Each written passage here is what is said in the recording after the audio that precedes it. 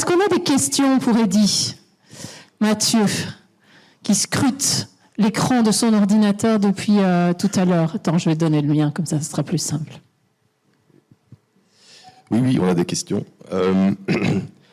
Une question plus liée aux résultats économiques. On a pointé ici les parcelles à Waterloo.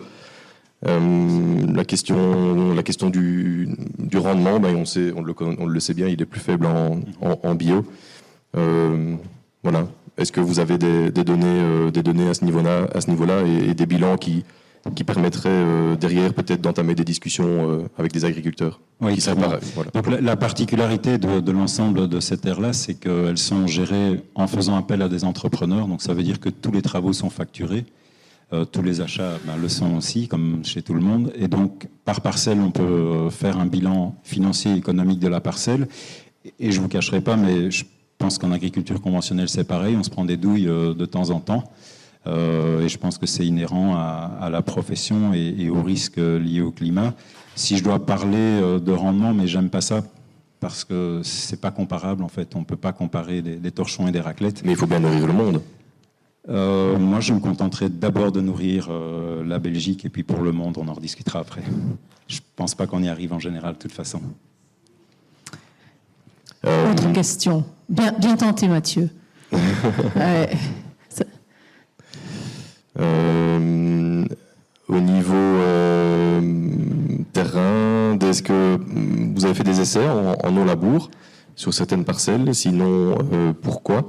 Et toujours un peu dans la même idée, vous avez parlé tantôt de diagnostic et pas analyse. Pourquoi pas diagnostic et analyse?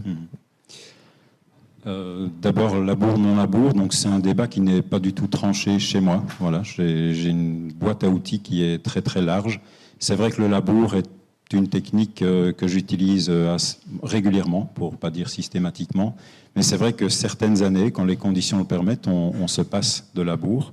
On l'a déjà tenté sur des moments un peu plus critiques où on ne savait pas labourer, 2021 par exemple, pour l'installation de luzernières. Et en sortie d'hiver, on a vu des effets qui n'étaient pas bons. Alors dans ces conditions-là, je trancherais, ce n'était pas la bonne technique, mais je ne vais pas faire non plus le procès du labour ou du non-labour. Et j'ai introduit un petit peu la notion tout à l'heure. Je crois qu'il y a labour et labour. Il y a d'abord un labour avec un apport massif de matière organique et une restitution énorme de matière organique. Donc le labour permet déjà d'amener beaucoup d'oxygène dans les sols et donc de minéraliser beaucoup de matière organique. Fatalement, si on n'amène pas de matière organique, ça crame tout et donc ça déstructure très fort les sols. Alors voilà, encore une fois, dans quel référentiel est-ce qu'on se place? Est-ce qu'on se place sur un référentiel avec de la matière organique et une utilisation régulière, répétitive d'un mix de matière organique et pas toujours la même? Je ne suis pas du 100% lisier par exemple ou du 100% fiente. C'est un mix, c'est un petit peu comme votre régime alimentaire. Si vous mangez un peu tout, je pense que c'est préférable. Alors, il y avait l'autre sous-question du labour, du non-labour. Il y avait la question diagnostic avec ou sans analyse. Les deux sont couplés en fait. Je ne dis pas que les analyses sont mauvaises, je dirais qu'elles ne nous apportent pas les renseignements qu'on veut. Par contre, avoir un diagnostic profil de sol, ça nous permet d'avoir une bonne vision de la structure, ce que ne donne aucune analyse labo. Et envoyer des échantillons au labo nous permet ensuite de pouvoir juger un petit peu de la pertinence d'apport ou pas, ou de corriger certains apports.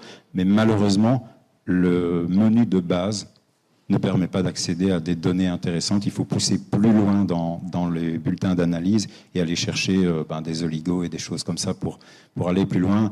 Et je dirais encore plus, en ce qui concerne le bio en tout cas, l'évolution de la matière organique. On n'a pas parlé d'agriculture du carbone, mais c'est vrai que dans mon cas de figure, je préfère avoir une gestion dynamique du carbone et de la matière organique plutôt qu'une gestion statique à vouloir stocker à tout prix. Une dernière ? 2 ? Allez. Ça dépendra de la réponse. De la longueur de la réponse.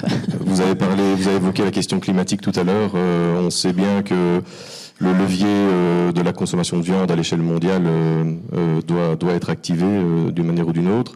quelle est votre vision de la conciliation de cet objectif climatique avec la nécessité d'avoir des engrais organiques pour l'agriculture bio qui occupera évidemment dans quelques années 100% des surfaces, hein, tout le monde Bon, le sait. on a attendu 15h35 pour en parler. Bon.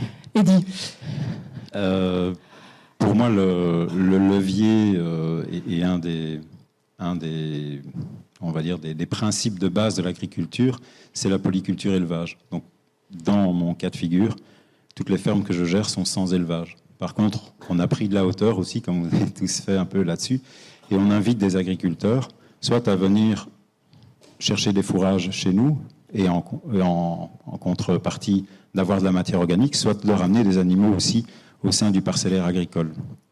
Donc pour moi, une agriculture qui doit tenir le coup sur le long terme, c'est certainement pas une agriculture spécialisée et sans élevage. Et à contrario, c'est pas un élevage sans agriculture à côté, sans culture. Donc une mixité des deux me semble vraiment très intéressante. Et quand on regarde les cartes territoriales, on voit que les masses d'eau où il y a de l'herbe en permanence sont beaucoup mieux protégées. Si on pouvait revenir sur un mitage de prairies, même temporaires, et de culture, je pense que ce serait le rêve et on aurait fini la discussion depuis quand même quelques heures, quoi. La petite dernière. Quelle différence finalement entre l'agriculture raisonnée et l'agriculture bio sur le terrain esbignon? La question cible, le terrain esbignon. Y en a-t-il dans le concret? Pas toujours, cette personne dit. Si, il y en a une majeure, le cahier de charge. Ça, c'est la première. Donc là, c'est irréfutable, c'est clair et net. Maintenant, il est clair que dans des pratiques d'agriculture bio, on peut aller beaucoup, beaucoup plus loin que ce que le cahier de charge n'impose. Et je pense que ce que j'ai illustré là tout à l'heure nous le montre bien. Il n'y a jamais personne qui m'a demandé ni de mettre une mesure agri-environnementale ou de rescinder les parcelles. Toutes les mesures qui sont appliquées là sont toutes volontaires. Il n'y a rien imposé, pour le moment en tout cas.